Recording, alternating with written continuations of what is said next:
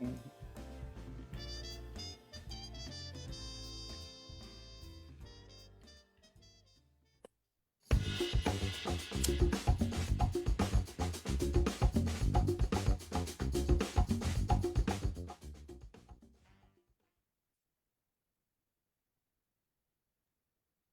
with that, we are live. Welcome, good evening, good afternoon, good morning, wherever you're joining us from. Welcome to the Light 'em Up Lounge. Welcome to another live show. It's Wednesday, it's Light 'em Up Wednesday, and I am honored and privileged to join you on location, just overlooking the water here with Burj Khalifa in front of me and my dear friend and my brother Jassim here with me. Thank you for having me live in Light 'em Up. Of course, joining you live from Dubai. So what better than to have you joining me and co-hosting the show together with me. It's an honor to have you here. First time for Reinhard to be in Dubai, and such a pleasure to be part of this. Thank you for taking the time, Jassim, and thanks for the hospitality. But we also have two wonderful guests of honor for today. And we will be talking about DBL Cigars with no other than the man, the myth, the legend, Francisco Almonte, and George Manzella sitting right next to him, joining us live from New Jersey. So as always, we have a truly global community, people joining us from Southeast Asia, the Middle East, Europe, Africa, the US. And here we are together, enjoying cigars, talking about cigars, and enjoying the fraternity and the brotherhood of the leaf. So I would also love to welcome everybody joining us here via Zoom, our closest friends and family, but also everybody watching over on the Facebook live stream. As always, if you guys have any questions, please put them underneath the live stream into the comments, and I'll, with great pleasure and privilege, forward them to Francisco and to George. And of course, if you have questions for Jassim, I'm just here to enjoy the show with Reinhard, and I want to hear the stories from you, and then to be part of this great segment. And I can't wait to hear and untie the story. Let's do this. Thank you. Well, Francisco, George, welcome to Light 'em Up, and thank you so much for taking the time. Yeah, thank you for having us. Appreciate it. Well, thank you for once again for and giving the opportunity to be here with you guys. Thanks everybody. Thanks for supporting our family, our people in our country. Thank you for loving our cigars. If you haven't tried our cigar, I invite you to try, because it's made with love and passion, and this is all what I know about cigars in my whole life. Speaking about that, Francisco, you have an eclectic and long and storied history in the world of tobacco and cigars, and not just you, your entire family. For the few people watching who are not familiar with the story of Francisco Almonte and DBL Cigars, give us a little bit of the inside baseball as to how you initially started with tobacco and cigars, and most importantly even, was there ever an option for you not to end up in this magnificent world of tobacco and cigars? Well, imagine that you are in Middle East or Dubai, or you are in Asia. It no matter where you are, as soon as you begin talking about baseball cigars, you must talk about the Dominican Republic, because this is our passion. This is what we love. We have a beautiful tropical country with beautiful weather, and we have, since native Indian, we have been in the cigar industry, and since Indian native, we have been playing baseball. So this is our two passion. As soon as you go Dominican Republic, you're gonna see every corner people smoking cigar, and you're gonna see a lot of kids playing baseball outside the street. So, this is our passion. This is what we really love. And coming from a family, third generation, 68 members, know how to roll cigars. imagine all the love and the passion when I saw my grandparents, all my grandparents back in the day smoke cigars, and they have a really nice, beautiful family with a lot of tradition that they educate us and they give us how important is the cigar. And I don't know, Ryan, if there is any business like this, but this is wonderful because you meet a lot of great people. This is I really enjoy this. My whole life I've been doing these cigars for 38 years. That's fascinating. And you briefly touched upon not only this being your calling, your vocation. Your entire family has gathered experience in the tobacco and cigar world at many different places, and you yourself have worked for different people in the industry. You've seen different companies, setups, places, facilities, tobacco growing, and then eventually you started DBL and ventured out on your own. But what have these experiences taught you, and what were some of the key takeaways from those decades of experience in the industry that ultimately led you to set up DBL the way it is today and to create your own brand, your own company, and make your vision reality? So imagine you coming from Tamboril.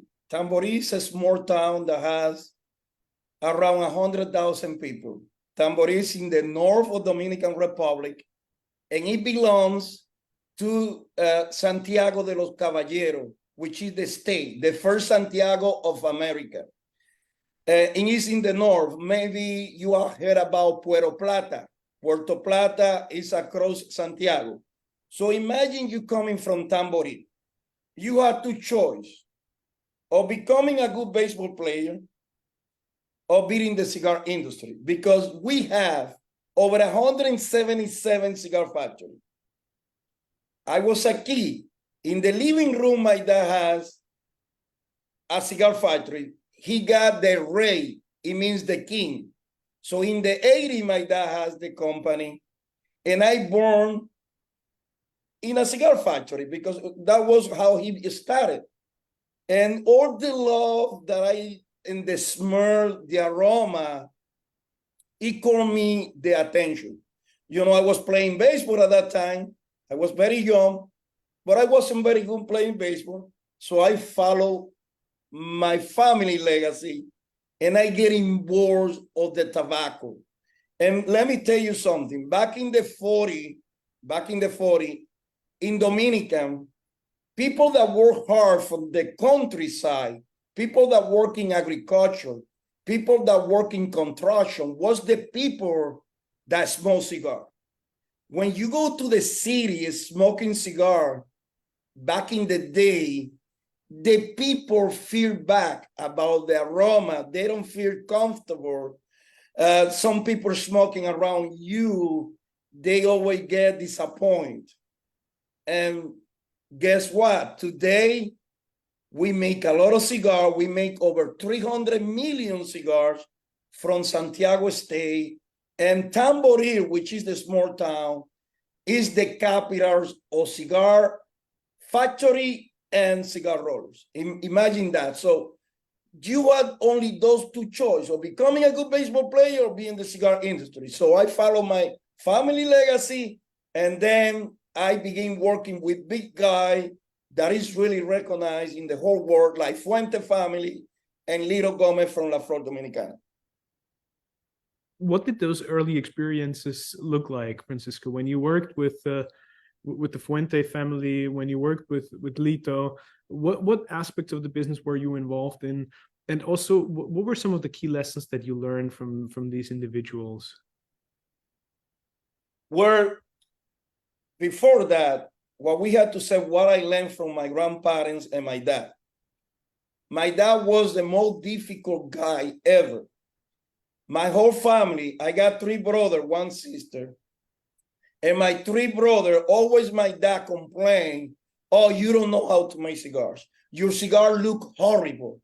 it doesn't look, it's a great cigar. That's not a premium cigar. That was the words that always our dad encouraged our family to do it better and better and better. And 15 years with your dad, the whole life learning with your grandmother, and that she was the lady that inspired me to be in the cigar business. All my grandparents smoked cigar. My mom never smoked a cigar. So my grandparents, they passed away 99, 95, 93, and 77. They all smoked cigar. My mom never smoked one cigar, even a cigarette, and she passed 46. And that's why I love the cigar business, because cigar is to relax. Cigar is to put the stress out. After that, imagine going to Fuente with Carlos Sr. Probably you never heard about, or probably yes, Juan Sosa from Sosa Cigar in the facility number 4, 1996. I began working with Juan Sosa that joined Fuente family, and Fuente offered him to be the production manager of the facility number 4 of Fuente. Fuente has at that time 4 facility making cigars, and they were making 18 million cigars per year. So with Juan Sosa and Carlos Sr., I learned from fermentation, sorting, classification of filler, binder, wrapper. In the filler, we got the ligero, the viso, the seco, how to do the fermentation properly. And something that I learned with Carlos Sr. is, Francisco, one day he said to me, don't rush the hand of time. And something that he taught me was, Francisco, make sure every cigar has a good draw, because it's very disappointing when you buy a cigar and you can't smoke even the first inch and you have to throw away. That's why I have a lot of respect for the Fuente family. And I spent almost 5 years working with the Fuente, and I learned from fermentation until you package the tobacco, because they were training me. At that time, I was in college, studying industrial engineering, and I learned a lot of things. And the plan that they have is give me one of the facilities. Don't forget that 1996 was the cigar boom. And they was growing like crazy. So they was preparing me and training me to give me the opportunity, one of the facility, and run one of the facility they have. But at that time, when I was ending my career in college, I got a good offer for Litto Gomez. And my man, imagine a guy that doesn't have any generation back in his family, Litto Gomez. He was in the jewelry business, but a guy that I never had seen any other guy that worked more harder than Litto Gomez. And I can tell you, he's like my second dad, because this guy taught me discipline, how to be responsible, how to work hard. And between him and me, we got ego, but good ego, to make the best of the best, always. Every week that he used to go to Dominican, he lived in Miami, and he traveled every week to go to the cigar factory. We always work together in projects. And we released beautiful blend that put LFD on the map, like the Ligero line, like the double Ligero line. Litto, one day he came with idea that he has to make the chisel. And he asked me, can you make this? I said, Litto, there is no cigar in the whole world that I can't do it. I can do everything. Let's work on that. And we worked together with a great team, and we released the chisel. You know the chisel cigar, right? And that's a creation of Litto Gomez and LFD. And I'm very proud to be working with Litto, because I learned a lot of things. He learned with me my experience of cigar, but we joined together And with Litto Gomez, we travel many places. We hired Cuban guys to work with us in the tobacco field to work on the wrapper. And in 2006, we released the first Dominican Puro from La Flor Dominicana. And it was amazing. It was an amazing cigar. I remember one day that me and Litto, we were smoking that cigar, and we smoked like 6 cigars. That cigar is powerful. And we read to her every single cigar. And I got drunk, and Litto Gomez got drunk. Everything was moving around me. It was so strong. And I said at 4 o'clock, Litto, I had to leave. And I went home, and my man, next day I wake up at 10 a.m. in the morning. I'm supposed to be at 8 o'clock in the factory, but my man, I don't know what I was. So I was sleeping, and everything was moving around me. A beautiful experience. We released the Limitado number 1, 2, and 3, the factory press number 1, 2, 3, the Misterio, the Salomon.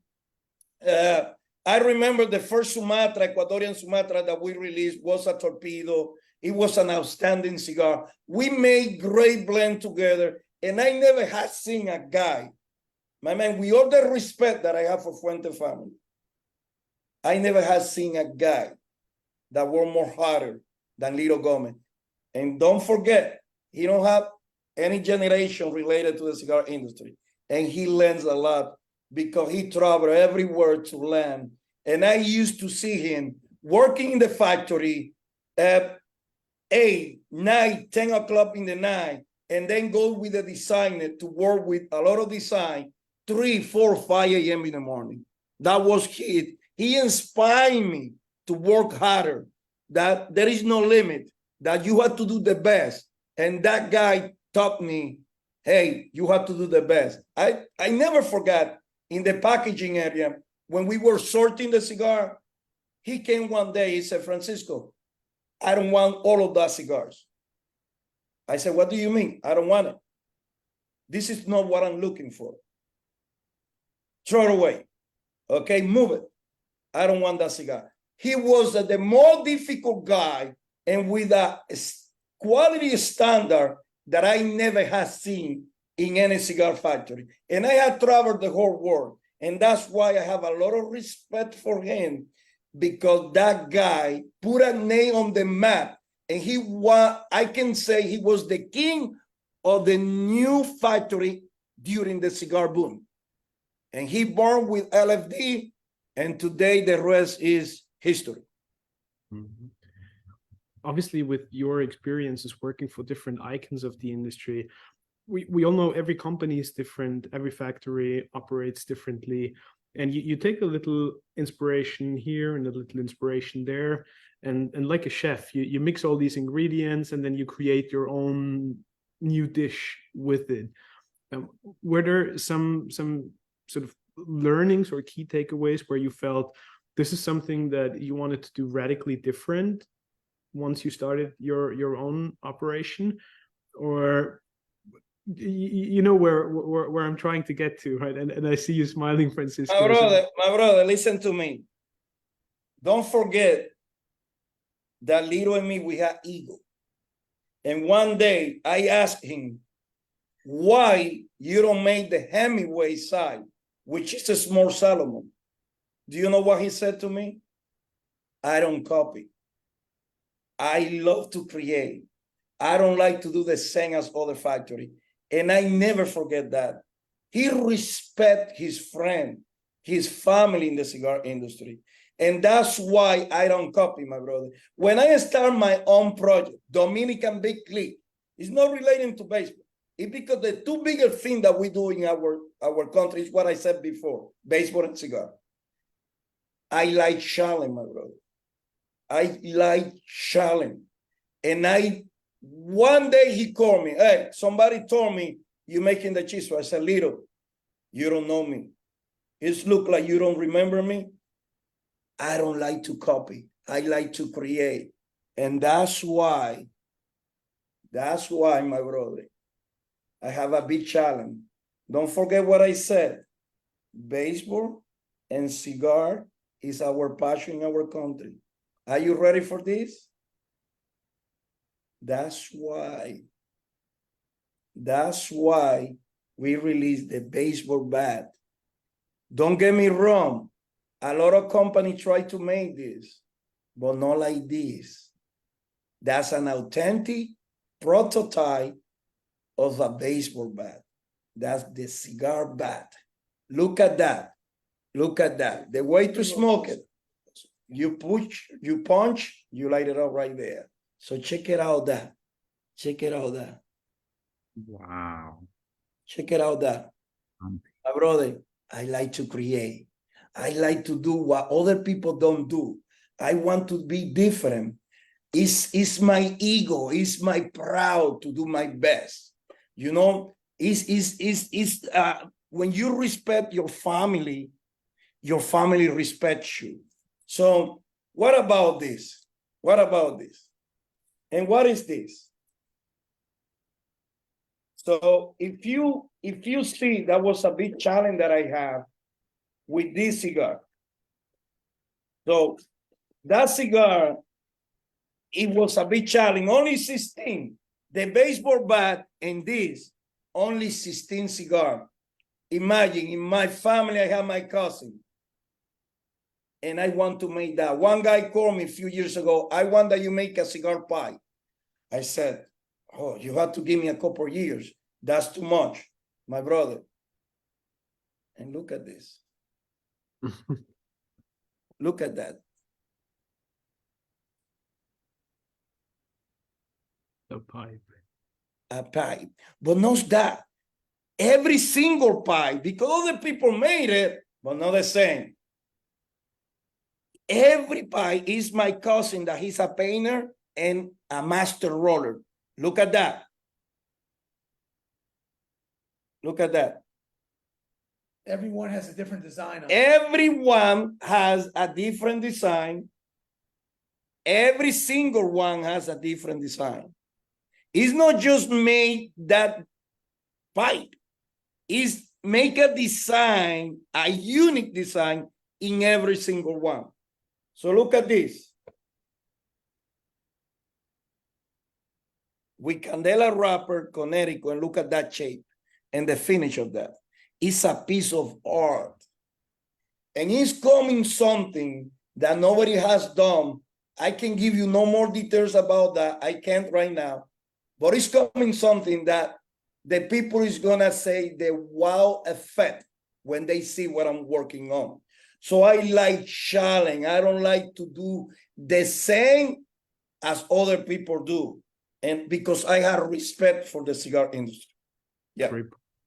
On that note, Francisco, when you kind of visualized that idea and you knew you wanted to go out on your own, start your own company, did you first speak with Litto or with the Fuente family? And my brother, the first thing that I did was make a phone call to Litto. That was the first thing that I did. What was his reaction? Say that again. What was his reaction? What was his immediate? Well, honestly, this is what happened. I'm an honest guy, my brother. He said to me, I'm going to call you back. I still waiting for the call. Yes, honestly, my brother. So that what happened, and I talked with Carlito, and Carlito said to me, whatever you need, Carlito Fuente said to me, whatever you need, Francisco, I'm here, I'm open for you. And hey, don't get me wrong. I respect Litto and I love him. You know, he's my second dad. Don't forget that. But Litto is a difficult guy that he's very strict, but he's my dad. And probably because I decide to leave LSD, he don't feel comfortable with that because he want to keep me. I mean, okay? Francisco, I like the fact that you say you consider him your second father, and a very special and smart person once told me, you know, it's family. You know, it's not always easy, but we always love each other and we're always there for each other. So and George can explain you the 10th anniversary party, I brought 83 people. I used to bring a lot of people to Dominican every March. And I celebrate the 7th tour, the tour number 7, with 83 people.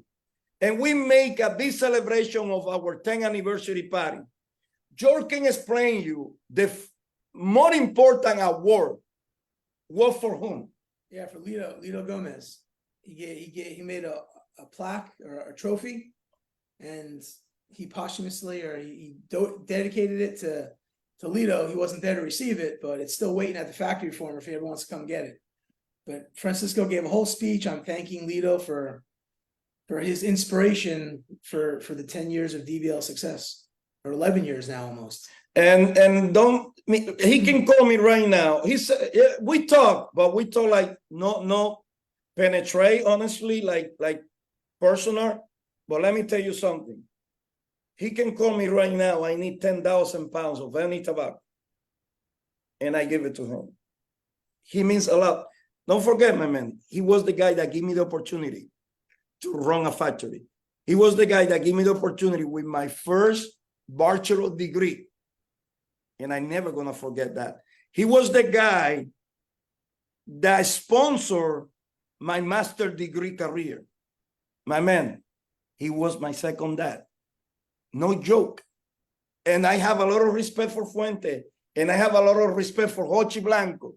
Hochi Blanco support me. And he was the guy that called Fuente. And he was the guy that called Litto Gomez from LFD to give me the opportunity. But Litto Gomez, if I had to honor and dedicate this award, is my family and Litto Gomez.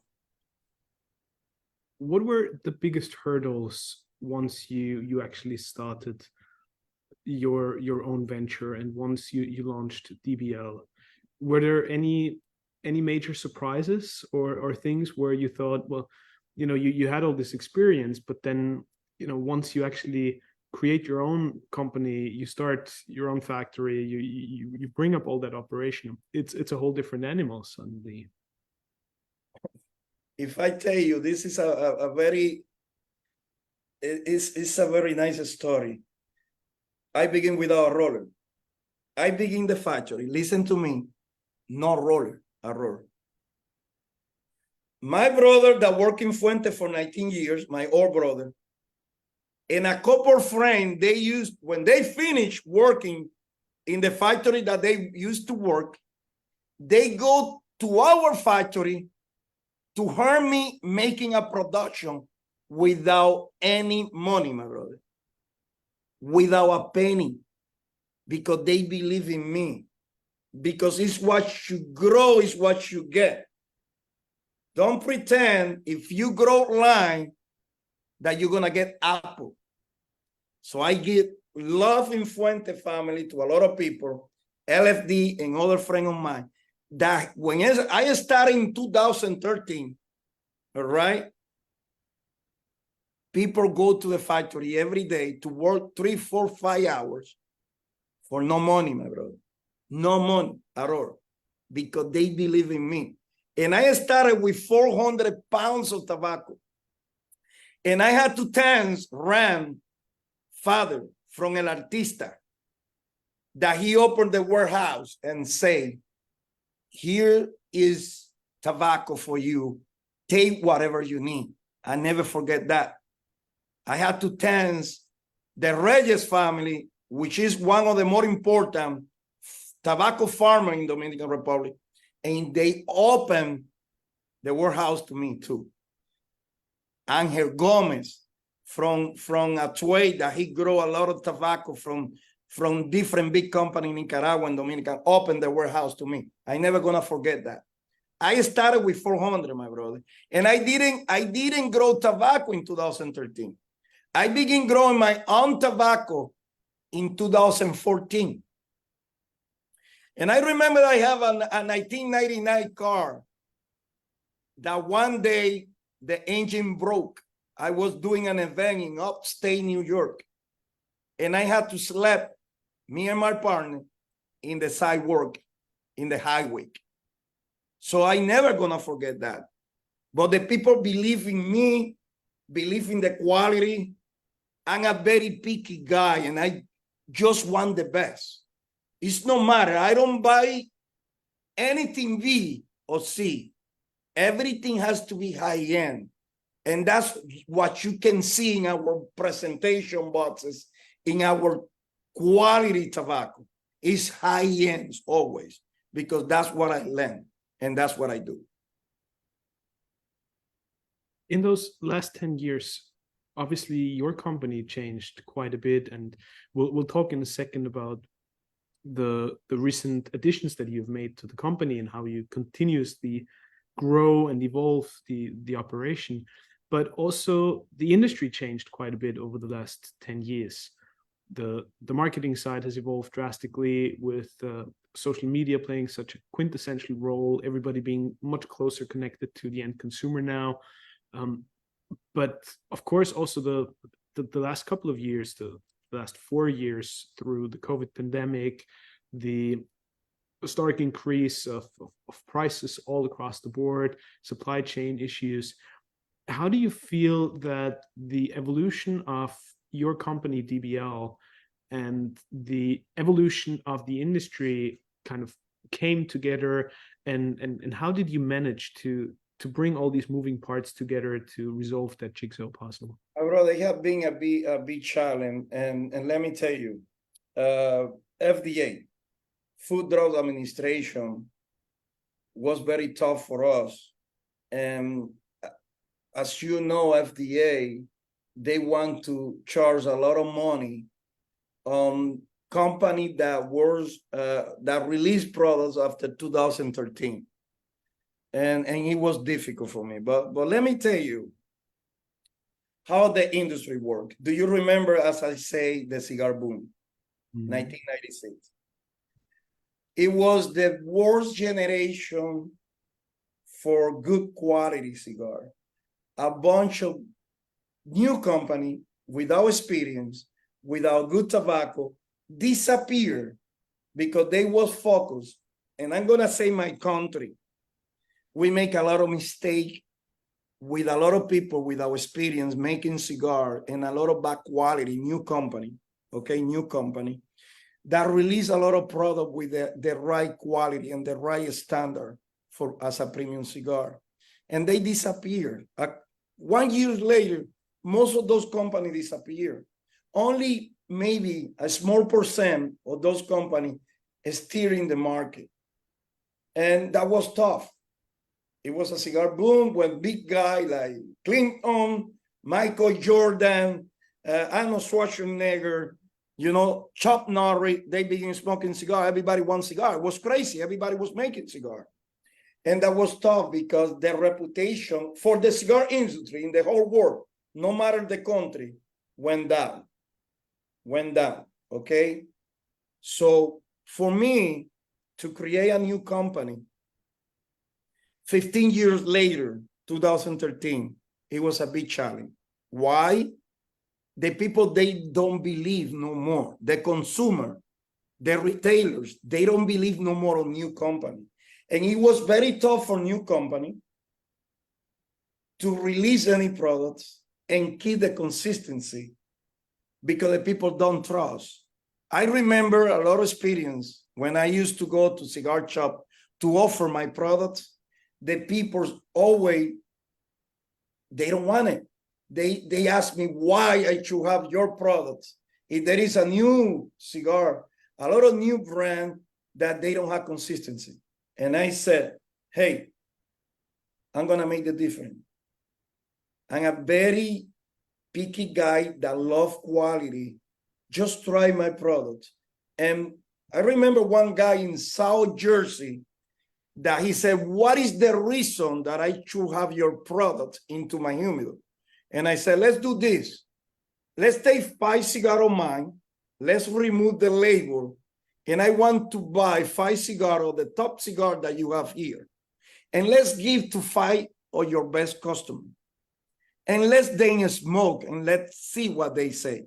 My man, after they smoked the cigar, my cigar was in the humidor because they like the quality they like the flavor.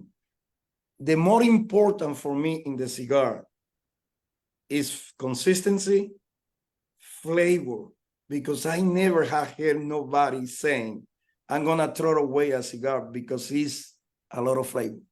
I have heard a lot of people saying this cigar is harsh, this cigar is tight, this cigar doesn't have flavor, it doesn't have a nice combustion, it doesn't have transition. So I respect and I love flavor, consistency, complexity cigar. And that's what I did. And George can explain about the guy to smoke cigar guy, what he said about for a company, what is the time for a new company to establish into the market? Can you explain that? Yeah, so last year we opened up a new account, and a guy was telling me in New Hampshire that it takes 10 years for a company to become an overnight success. And he was right. There's no such thing as overnight success, and it takes 10 years seems to be the magic number. And we've seen in the last couple of years where the company kind of just took off, and he was right. It takes 10 years to become an overnight success because it's constant grinding and just getting the cigar. Going back to what a big challenge is for a new customer, our new company, is getting the cigar into consumers' hands. And it takes that 10 years of constant grinding and being out there on the road. And all of a sudden it's like a light bulb just goes off and people are like, wow, yeah, this is legit. So, but imagine at the same page, no advertising, just social media, no magazine, all right?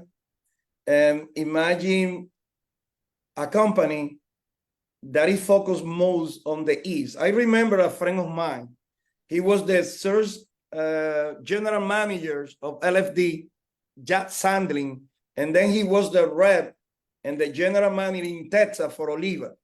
He's a good friend of mine. So he said, I asked him in 2013, Vegas, Nevada, for the RTDA at that time. Now it's PCA, RTDA. And I asked, Chan, what is the best territory to begin my brand? And he said to me, where, Francisco? The best territory to begin to relaunch a brand is Texas, Pennsylvania, California, and Florida. And I said, where? I live in New Jersey. And he said, where? New Jersey is a lot of taxes. It's 30% of tax. New York is crazy, 75. I said, no matter, I'm gonna do it. And I begin in the worst territory to begin a cigar business, and in the East. And believe it or not, my main market is the East. New Jersey as a number 1, Pennsylvania as a number 2, New York as a number 3. And we are very strong here because it's not about going to the shop and explain.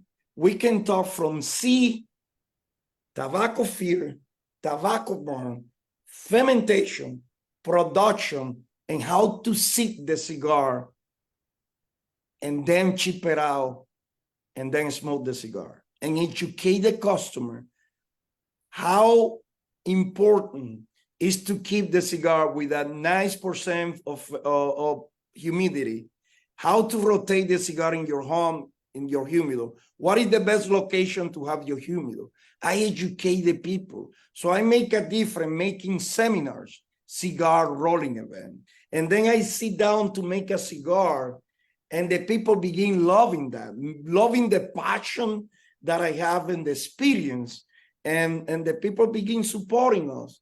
And believe it or not, we got already 14 countries outside the United States, and we're making 800,000 cigars in 10 years as a boutique. And I haven't covered the United States. I'm just strong in the East, and I have like 50 accounts in the rest of the country because I don't have any rep. But I want to keep beautiful and nice production, because when you make a small production, you keep more consistency in your product. And that's my philosophy. That's beautiful to hear, Francisco. And in fact, I think we always keep coming back to that, and we discuss it here on the show every week. It's first and foremost the product, and the cigar has to speak for itself, no question. But George, I'm curious. You're an avid storyteller, and you're also part of the Cigar Journal family, of course, and all of that besides your involvement with DBL. Now, taking everything that Francisco and you just shared, taking that into consideration, I keep saying that a wonderful product without a story is shallow. Yeah, absolutely. And a wonderful story without the product to back it is just a fluke. Right. Where do you see those worlds align with DBL, and how do you think a company like DBL Cigars in today's competitive and challenging market environment can make a difference and can become successful and widely known? Where is that golden middle ground between the product and everything you have to build around it in terms of storytelling, marketing, and how you recall the story? Yeah, well, I think that is the key to our success, is the story that goes along with our product. We have a great product, and like you said, there's a lot of great cigars on the market right now. So people say, well, why should I choose yours? And I think it is Francisco's story and his backgrounds, that he's basically born into this industry that people love. And especially when you meet Francisco in person, his passion, just right away, he's very charismatic and people love his passion. And when he starts talking about how he started basically at 7 years old coming into the cigar industry, people love it. And you definitely need a good, solid story to back your good company. You know, and that's part of the key. When I go out there and talk to the new accounts, to consumers all the time, the first thing we talk about is the passion and our story and how we started. You know, we're not just some guy off the street that decided to make a cigar and slap a label on it. You know, we're everything from seed, we grow our own tobacco, to putting it into the consumer's hands. And a story is very, very important then, you know, to successful company. And working with Cigar Journal, I come across, you know, I interview a lot of companies, a lot of brand owners, a lot of growers, and I can tell right away from talking to them, kind of like a crystal ball looking into the future of how long they're going to be around based on their story. Because I know a consumer loves a good story. Everybody loves a good story. You know, it's like almost like that's why we love our grandparents. You know, we love to sit around the dinner table and talk to grandparents, great grandparents, to hear their stories. You know, we love stories. That's why we do these podcasts and you have a show. People love a good story. And without a good story, unfortunately, you don't really have a good cigar company. You know, and they're very important, go hand in hand. And people want to, they want to know your pedigree. I hope I recall correctly, Francisco, you said 13 countries outside of the US that you currently distribute your cigars to. Is that correct? Yeah, we got Africa, Kenya, Nairobi, Congo, Lebanon. We got India, West India, Middle East, Bulgaria, Alemania, Norway, Holland. We got San Martin, Dominican Republic, Puerto Rico, United States. If I forget, China. So what I'm curious about is, and Justin, please feel free to chime in and share your thoughts and your experience as well, is obviously the world is changing, right? The evolution of premium cigar markets internationally is evident, and we see everywhere that people are eager to try new products, explore different stories, broaden their horizons ever so slightly. How do you, Francisco and George, how do you kind of, I don't want to call it allocate, but how do you spread your resources and your energy and your allocation of product in order to, at the one hand, cater to the home market, to the US, which is the biggest premium cigar market in the world, but at the same time also fuel that growth and the dynamics of the international markets? What really pushed me to the international market, and you're right, the United States is the main market. Don't forget that 2013, what I said about FDA, that they want to push, they will put a lot of pressure to a company that was released after 2007. So that I was very worried about that, and I talked to George and my whole staff, what I'm gonna do if the United States blocked me and I can search my product in the United States, because what the FDA was saying, they want to put a lot of money to test every single cigar. They was talking about huge amounts of money. And I said one day to George and my wife, my family, hey, it's no matter what I have to do. This is what I know. Only one job in my life. What I'm gonna do? And that encouraged me to go to other market. And I had to tense Ram from an artista that he said, hey, Francisco, you should go Germany to the Intertabac, and I think you're gonna do really good. I don't promise you the first 2 years, because the people, want to see a little bit more time, but after 2 years, you're gonna do a lot of business.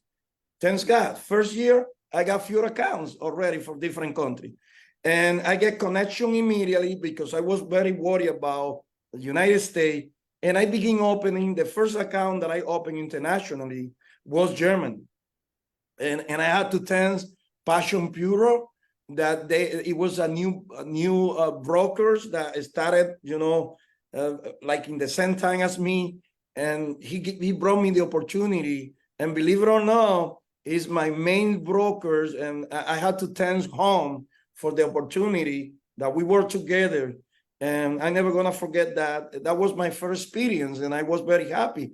Then I got Massimo, and we opened an account in Congo, and I said, oh, I think this is a lot of opportunity here, because as you know, back in the day, 15, 20 years ago, Cuban cigars dominate Europe, and other countries outside the United States.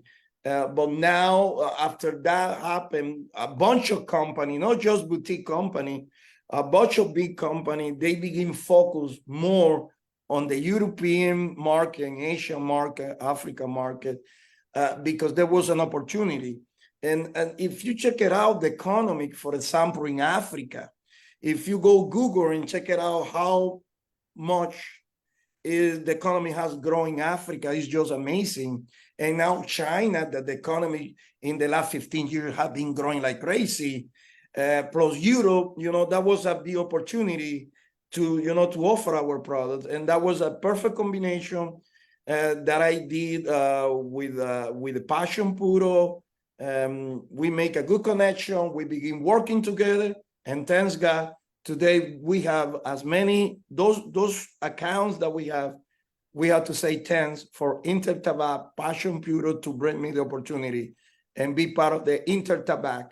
And we already have 3 years being in Germany, and all of those companies outside the United States, is because the Intertabac and Passion Puro that brought me the opportunity.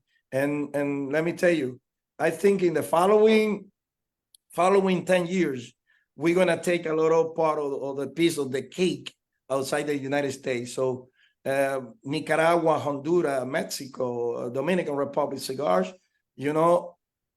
every year is growing like crazy. So we are very happy with that. So it's better to have, your product everywhere, so you have more opportunity, that because just in case one market, you got some problem with one market, now you have other market that you can do business. So I'm very happy with that. Yes, and maybe you can talk a little bit about the Middle East in particular. And I mean, we today we started to experience Dubai together. We'll be here for a couple of days, and I'm so grateful for the wonderful experience here. But it's just fascinating to see the the culture here and how strong the cigar community is, how people appreciate handmade premium cigars and what it means to them in their everyday lives. Yes, you're completely correct. My name is Jassim Ahmed. So I'm from United Arab Emirates. I represent United Arab Emirates. Thank you for being part of this, and it's amazing to be here. I have one technical question, and it follows another question. Senor, do you believe in aging cigars once purchased from you? Do you believe in aging couple of years before they consume it? Or do you age your cigars ready to be consumed straight away from the shelves? How is your approach on the aging part of the cigar after finishing the cigar? And my second question relates to the first one. So I'm drinking old fashioned. This guy. Saluto. This guy. Reinhard is not drinking alcohol, but me do. So cheers. This guy introduced me to that drink in Vegas, Nevada. It's my favorite one.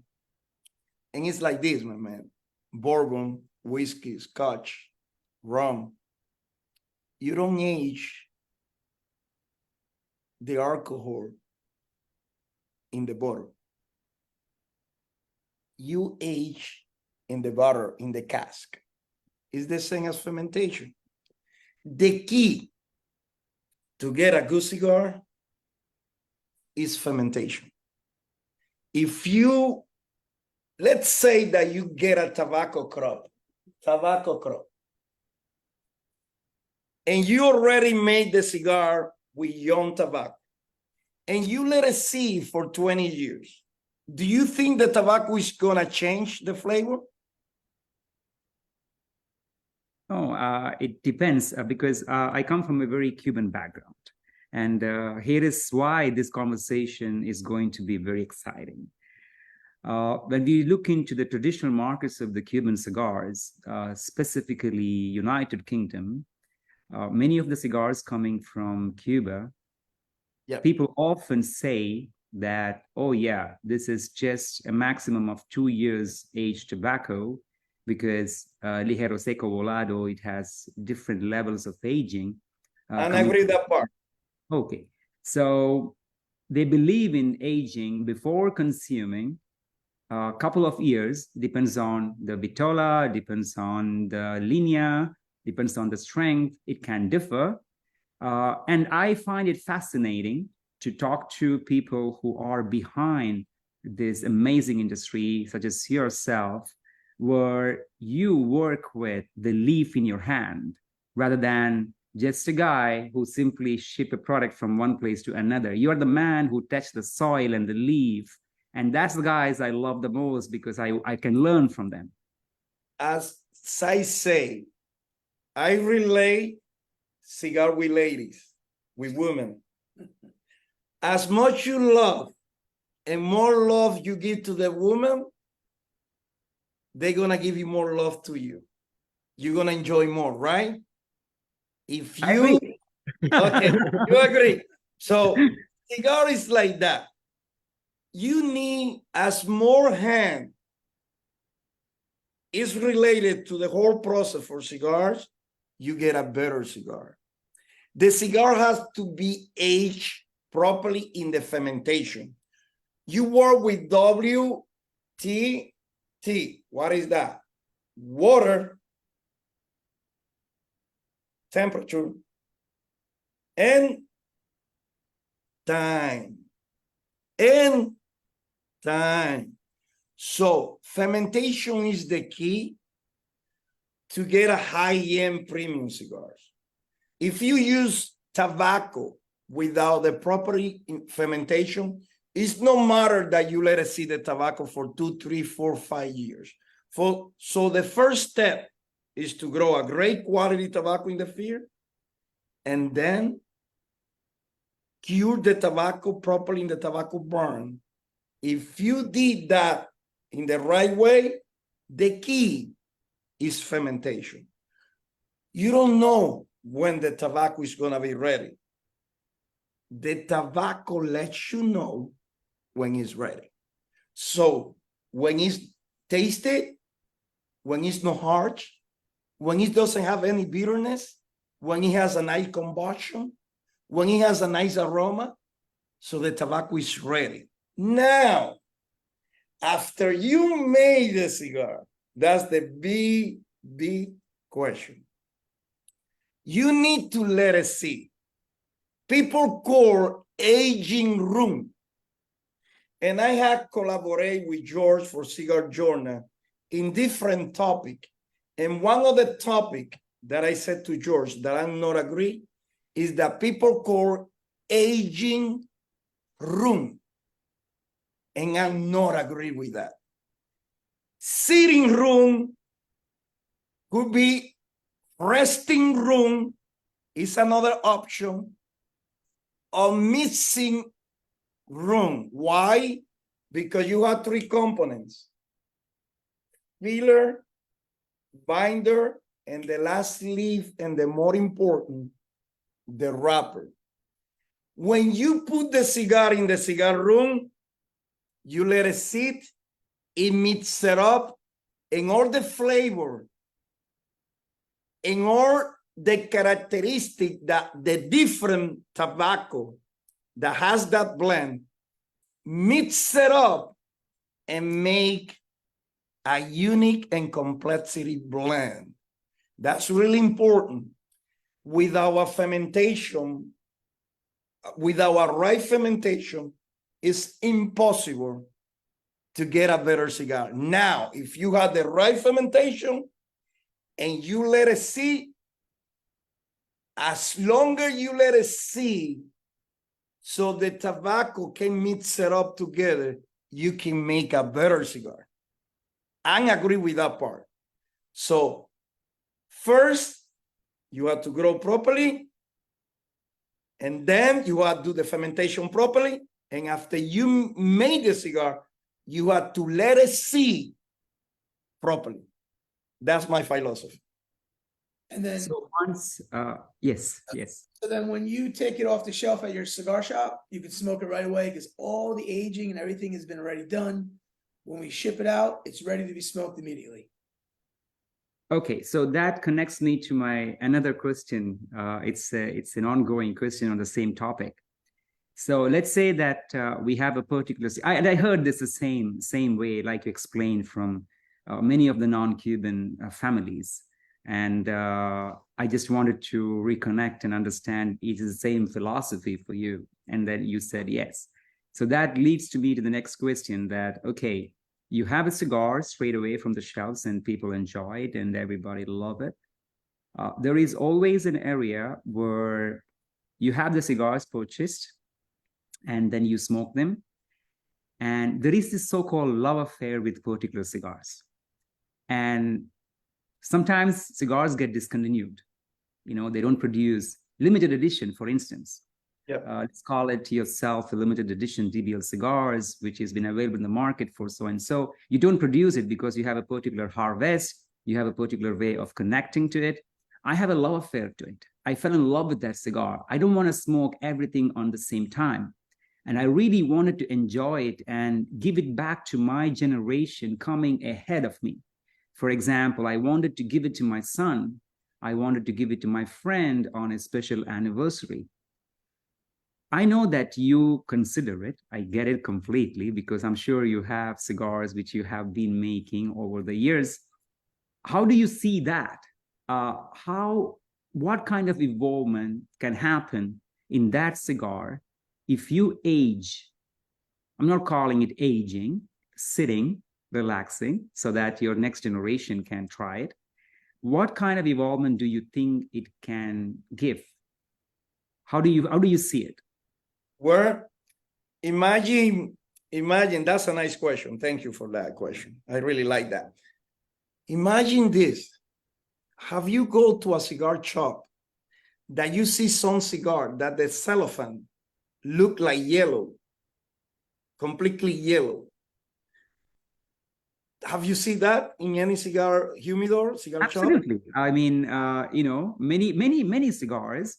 Okay, not straight away now from I'm the gonna shelves, couple of months. I'm gonna give you the answer very fast.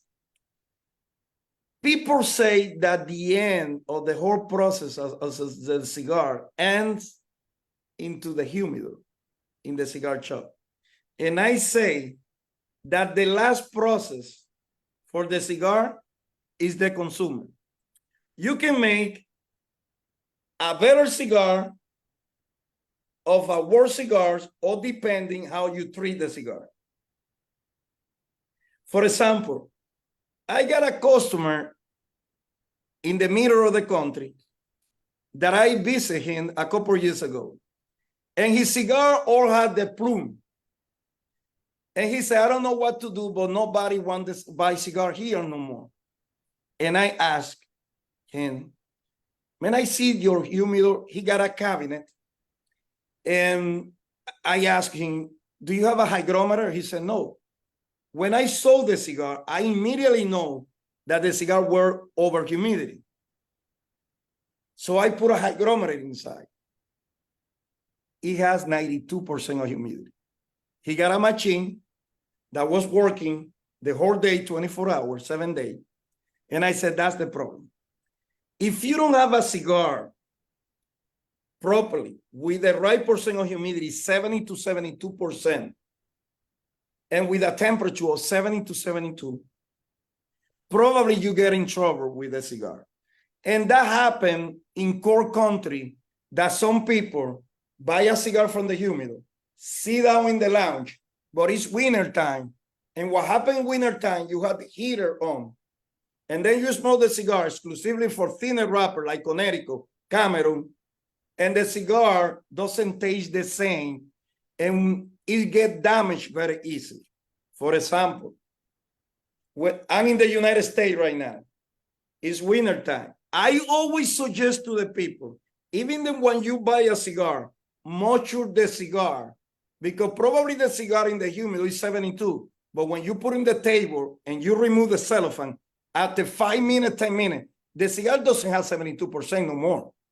It loses humidity. And then you don't gonna taste the cigar properly. And this is how I explain it. When I put perfume into my shirt, in wintertime, I don't feel a lot because of what? Humidity. When I go to my country, that is a tropical country, I don't have the problem. We don't use humidor in our cigar factory. We don't need it. Any cigar factory in Dominican, Nicaragua, Cuba, they don't need it. Why? Because you don't need to supply humidity, because you already have in the environment the humidity that you need. So it's really important to let us see the cigar, but properly. Because if you let see the cigar with a humidor across the heater, across the light, is not good. Light heater, AC, is not good. So I suggest to keep the cigar right in a cool area, dark area, with the right percent of humidity, rotate the cigar at least once a month, and then you're gonna have a better cigar. So it depends of the cigar shop and the consumer. All right? So yes, and agree. Time make a better cigar, but you have to do it right. So if you do it right, do you agree in handing it over to my next generation? Of course. Of course. Let me tell you something. Sorry about that. Next generation, I'm worried about something in the side of the production. A lot of boutique company has sold to big company, right? And everybody know, no matter the industry, and more production, the quality goes down, right? Are you agree with me? In any business, more production, you have more probability the quality go down, right? Unless you are Litto Gomez or Carlito Fuente, or Yeah, but do you know what is the company that I have more respect for? Padron. Hmm. I was about to say they do limited number, you know. And it's small production, my man. You don't get a lot of Lamborghini, right?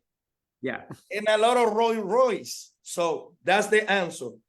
Next generation, I'm a little worried about the production side because you don't get a lot of passionate people, like people that come from the countryside, that people that left Cuba, that the whole family depends on the cigar business, at the Oliva family, at the Fuente family, the Reyes family, the Elon Jimenez family, all of those big family, the Rovina family, they have passion for, they have the cigar run into their blood.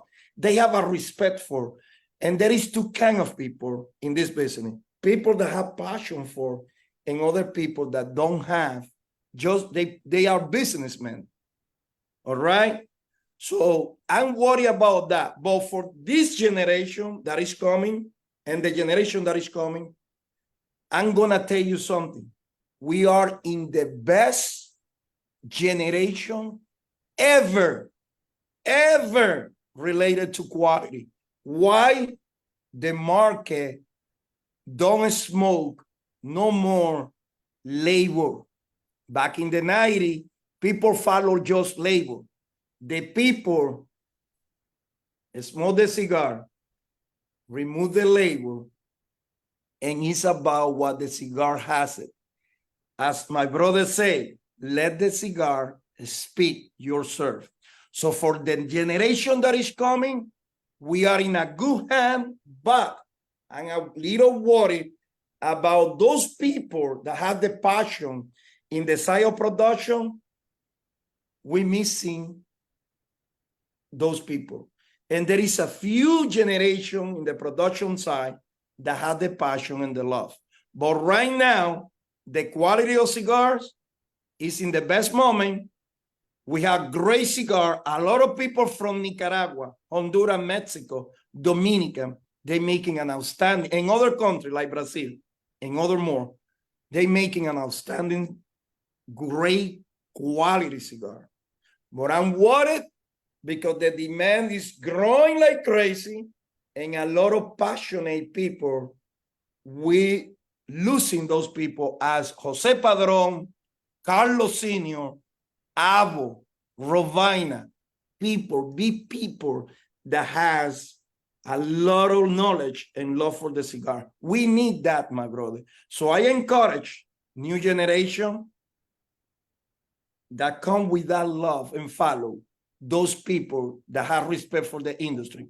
And to finish, I'm gonna end this conversation, this part of that question, saying something, my brother. Cigar means a lot to our family. Cigar is about love. Cigar is about passion.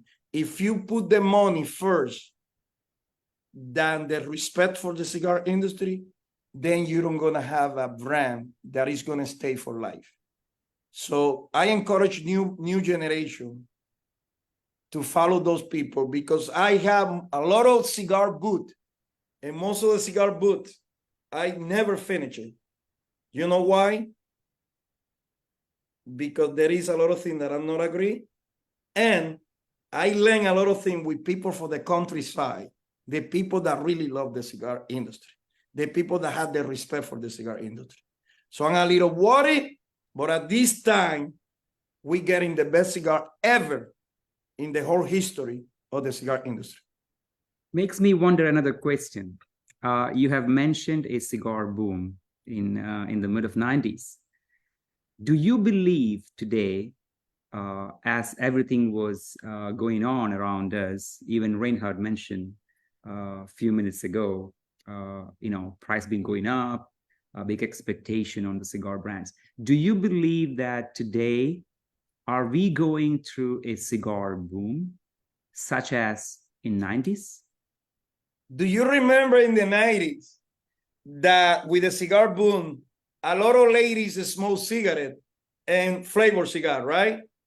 Absolutely. In the United States, we're getting a cigar boom in the 90s, in the pandemic, and now because a lot of women are smoking cigar.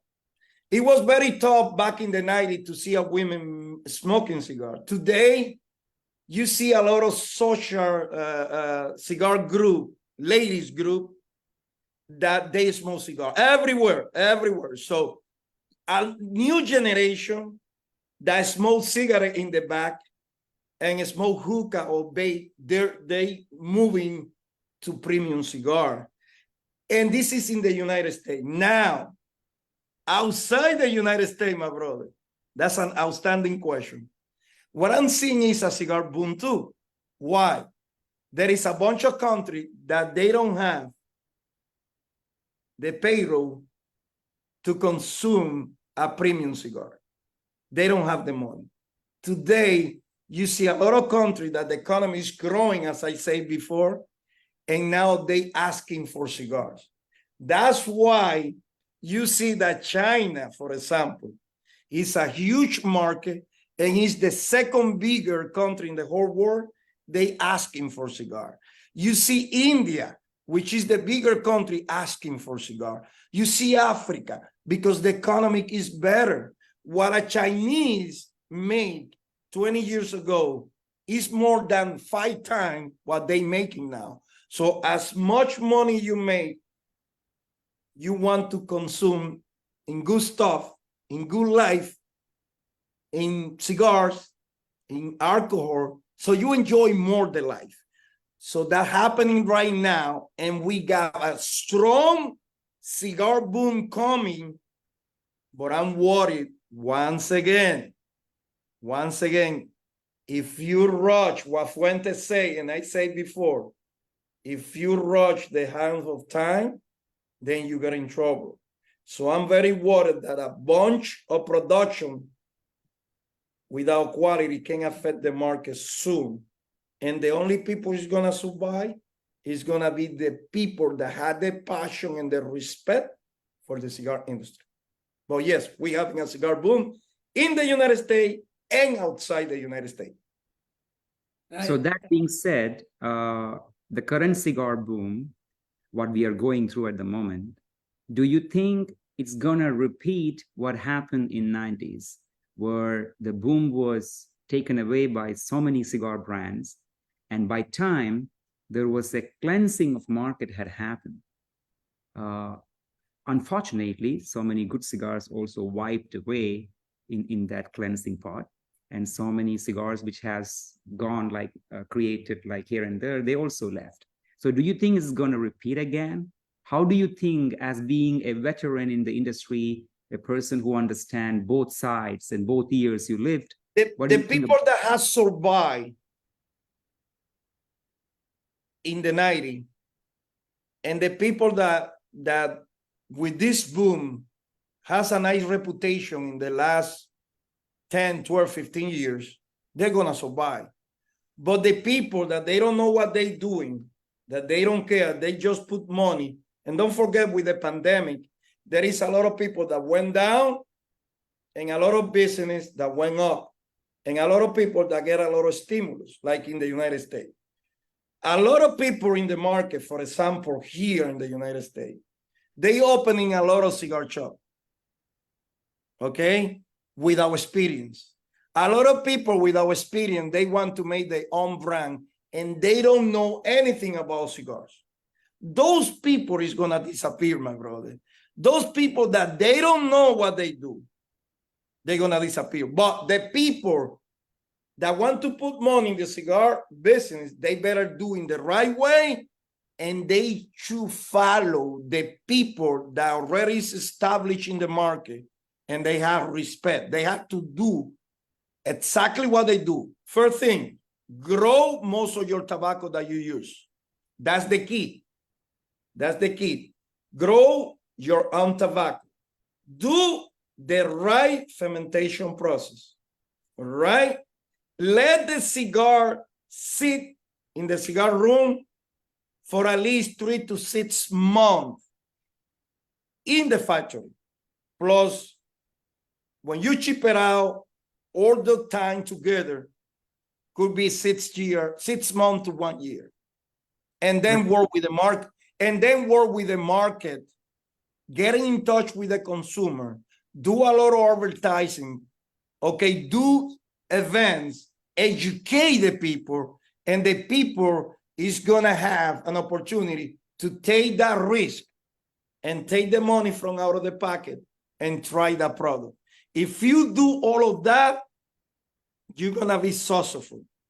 If you make a mistake and you don't do one of those parts, you are out of the business, because the people have more knowledge than ever now today. What we see, and this is interesting, and you said it the right way, and that's why I have this question.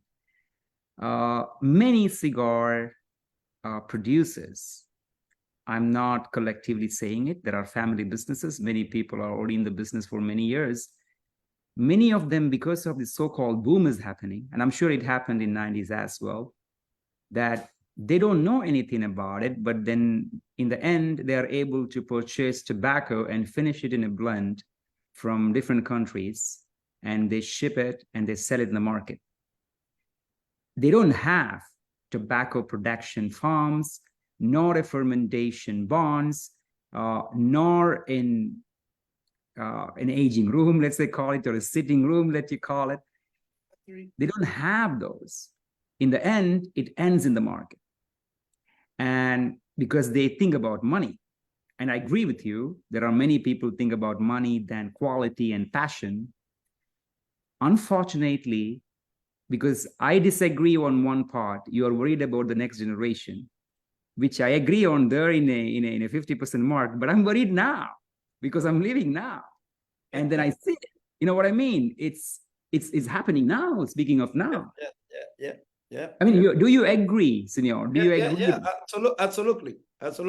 And let me tell you something. Let's say Ran want to open, he want to release a new brand. Let's say that, for example. He has to make sure, because he loves cigars. That's a good thing. He has passion for cigars, right? He has to make sure he don't grow his own tobacco. He has to make sure to get a good farmer and a guy that have passion to make the cigars. If he don't do that, he don't gonna be successful. Now, he have passion, don't forget that. But if he don't have the passion, just because he has the money, and he don't take the right processes to get a nice guy that have a nice reputation in the cigar business with a lot of experience, there is no way you're gonna be successful. Me and my brother, my young brother, we were talking about more than 15 brands that in the last 5 years have disappeared. And it's because they don't do the right things. First, all of that, you know, what we say before, you have to grow your own tobacco, you have to do the right fermentation, you have to make a good cigar, and you have to work properly with the marketing. Also, you need nice presentation and good price point. Why? You can compete as a new company with companies that have been established for 20, 30, 40, 50 years. You can put the same price. So you have to make sure to put a nice price with a nice quality cigar and a nice presentation, and then work with the market. And that way, you're going to be successful. But once again, if you miss one of those parts, you're not going to be successful. But you know what happens? Because, okay, I come from a background in UAE where we have the social media and all this educational part are very powerful, unlike back in the time. I received an award this year, namely Hombre Habano from Habanos. And I came back to United Arab Emirates. The first question I received was this: when is your new cigar brand coming? and you know, these days people have cigar brands when they are social media popular, you know. So I understand him. It was his misunderstandings making that question to me. I replied to him and I told him that I know about cigar, I educated about cigars. I'm a good smoker. That's good. A cigar, I can call myself a good catadores. Catadores. I call myself a master blender. For these, you need you have to make your hands in the soil.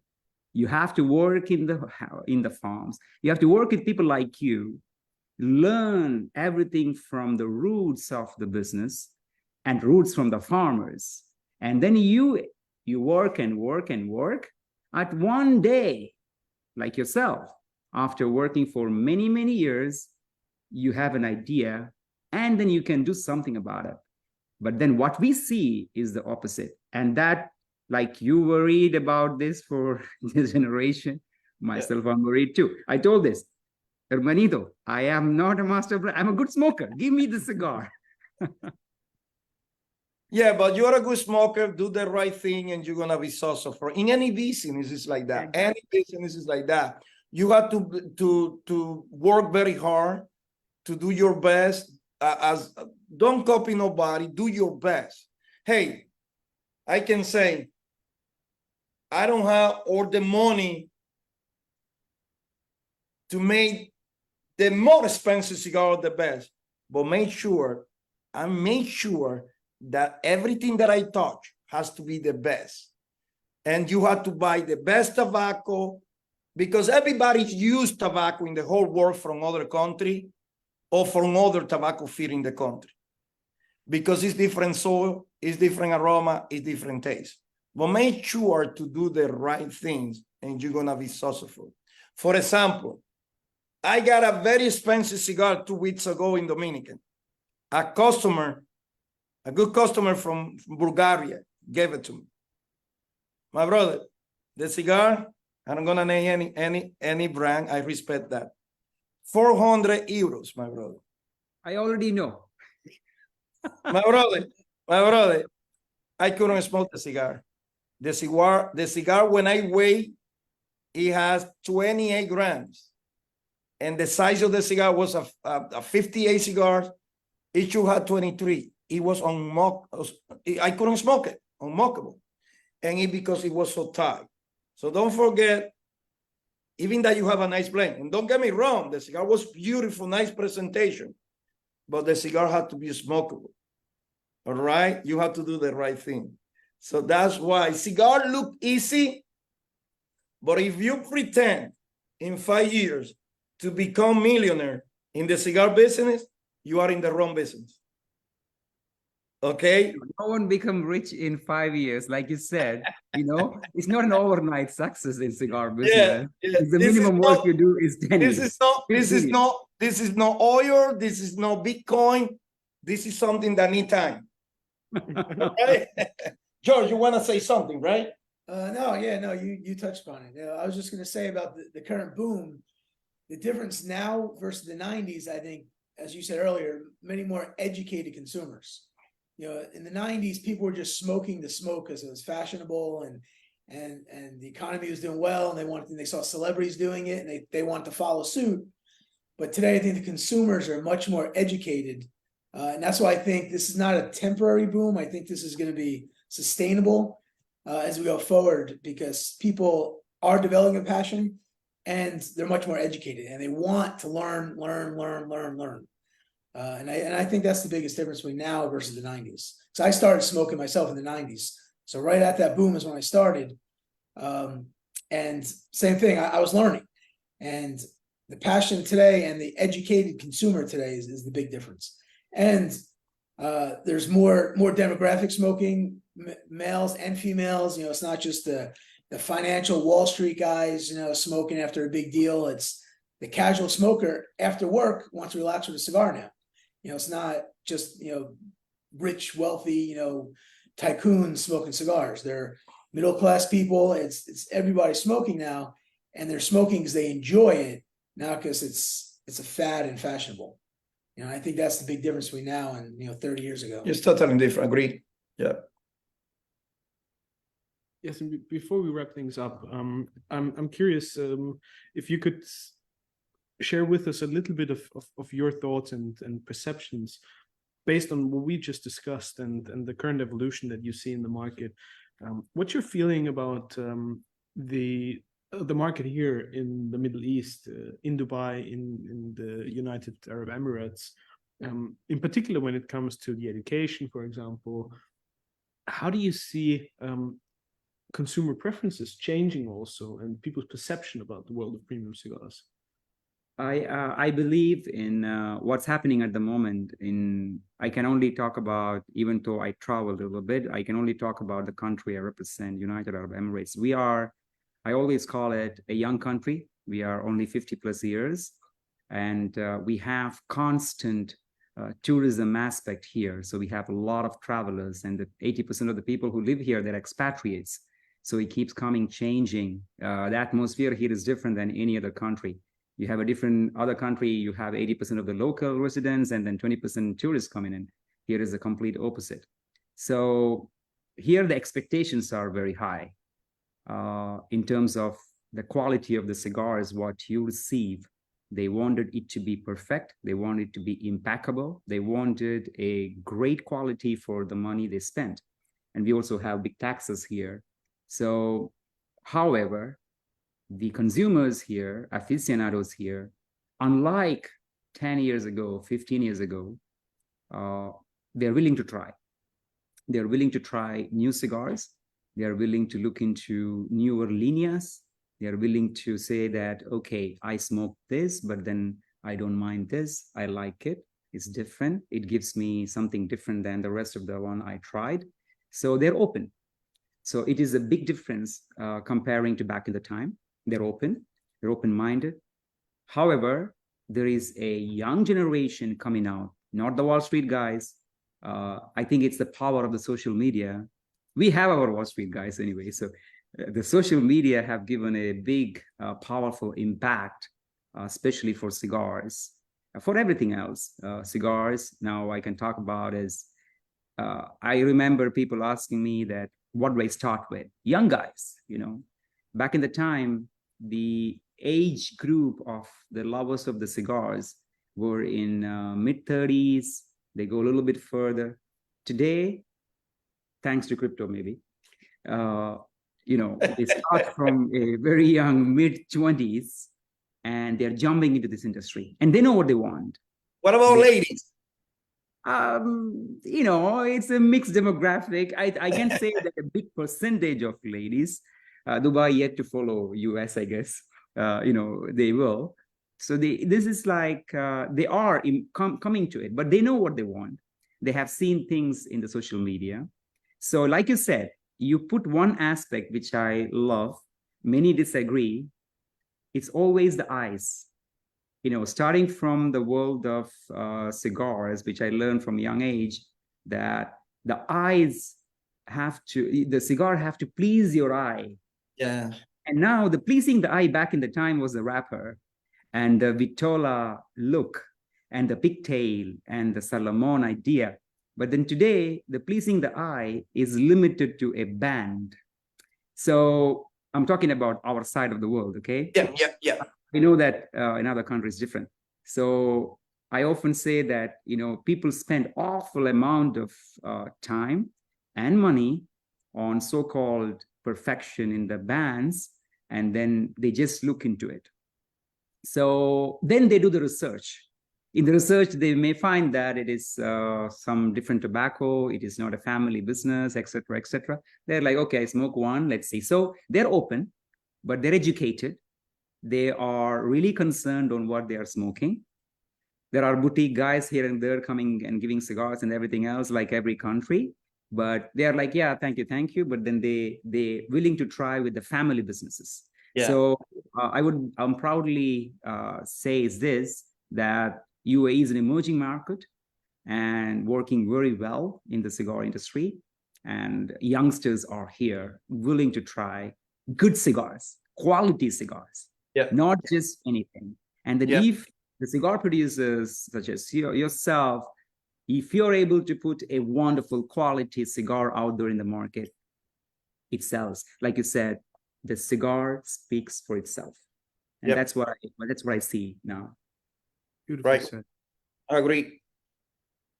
Well, Francisco, George, and Yassim, I have to thank all three of you for a very inspiring and enlightening show today. It's been a sincere privilege and pleasure to welcome both of you to the lounge as our guest of honor. And Yasim, thank you very much for hosting me Truly and an having honor. me and providing me with the wonderful opportunity and surroundings here to host the show from. Francisco, before we wrap things up, one final question, and it kind of piggybacks on everything that we discussed. What do you think that we as an industry can do better in order to help premium cigars grow, evolve, and to lead this industry to new heights? And secondly, more specifically to DBL Cigars, what do you still have in mind? What do you want to grow into or evolve into to also not just take the industry, but DBL Cigars in particular to new heights? Well, you know, always there is a way, as Albert Einstein say, always there is a way to improve. And every day is different. And the only that is permanent is changing. And we have to change for better. And there is a bunch of things. For example, I'm traveling Dominican on Friday, and I'm going to the cigar festival in my town. And one of my philosophy and one of my vision that I have for the cigar industry is to get united. It's no matter, it's competition, but you have to be united to make it better. And if we are united and we make it better, the sum is available for everybody. So let's get together, let's improve every day. Let's work in improvement, the structure in the field, the structure in the cigar factory. Let's grow a tobacco more organically, okay? And let's make the best as we can, because there is a lot of opportunity. There is a, you know, we're talking about premium cigars, but when you take like you buy 10,000 pounds of tobacco, you don't get 10,000 pounds of tobacco grade A. You buy grade A, but you sort the tobacco and you get, like when you looking for steak, the whole cow is not 100% steak. So you have to take the best for the premium, and then you can use the other tobacco to sell it to other company, or make like a short filler cigars, or you can make cigarette, or you can make pipe tobacco, or you can make chewed tobacco. But we need to keep consistency. You know, we have, if you're gonna change, has to be better. You have to have proud for this. Don't think about how much you can make. Think about that you have to keep consistency, quality. And the only way, and this is really important, and I think this is the more important part of the whole conversation that we have today, is keep employees happy. Why? It's not the customer the more important. If you keep your employee happy, you're gonna have consistency products. And that's my philosophy, and that's why in our company, we sponsor people that go to college, and the employees' keys, we sponsor with college too. And we keep training and trainings to be better. If you share part of your profit to education, to educate your employees, and make them happy with a nice salary, you can make a better product. That's the main part of the whole process to make a great cigar. If the employees is happy, you're gonna make great cigar. So that's what we need. Get united, get together, and there is a bunch of demography territory that we never had grow tobacco, that we need to begin working in new projects, like Colombia, like Costa Rica, like Salvador, Guatemala. They are beautiful countries that grow in the whole America, even in Africa, that great tobacco come from, like Cameroon. Cameroon is my favorite tobacco. and I love it. So it's no matter what you grow, you can work with new experiment, because the soil, the climate, and the way that you grow make a difference into the flavor and the taste. And as my friend said, there is a bunch of different experience taste cigars now available on those markets that they don't know about our cigar. And they are enjoying and they love it. But the philosophy is to keep united more than ever to make better product, because there is an opportunity to do business with the whole world for everybody. And I'm happy with that. And I'm here to contribute with other people, to let them grow, to share part of my skill, to do a better industry. And that's my philosophy, and this is what I want. Beautifully said, Francisco. I couldn't think of a better closing statement to wrap up today's show. It's been a sincere privilege and pleasure. Francisco Almonte, George Manzella, Yassim Ahmed, thank you so much to all three of you for hosting a wonderful Light 'em Up show with me here for us live from Dubai. We'll see all of you again next week, same time, same station. Until then, you stay safe, stay healthy, and again, many, many thanks for today. Thank you, Jassim. Wonderful. And thanks to you, gentlemen. Senor. Thanks again, and thanks to all the guys that was listening us. Thank you for all your support. Keep it smoky. The life is too short. We need to enjoy. Have a nice day, guys. Cheers. Goodbye, everybody. Hasta luego. Bye-bye. Cheers.